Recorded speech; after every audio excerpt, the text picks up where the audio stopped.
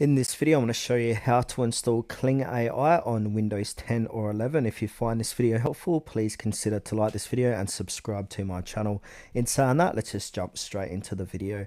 Alright, to do this, we need to use Microsoft Edge. So open up Microsoft Edge, and now I'm over at app.klingai.com. Now from here, to install this as an app on your Windows computer, I'm going to click on the three dots in the top right hand corner and then scroll down and look for apps. Click onto your apps and it will say install this site as an app. So click onto that. Then it'll say install this site as an app, Kling AI. This site can be installed as an application. It will open in its own window and safely integrate with Windows features. So go ahead and click on install. Now it's going to go ahead and install it on your computer.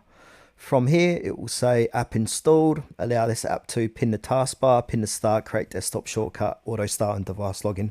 So just choose which one of these you want to enable. I'm just going to do create a desktop shortcut, click allow. Now I'm just going to click out of these two and show you that it's been installed. Here it is here, Kling AI. So if I double click and open that, you can see this is going to open in its own window.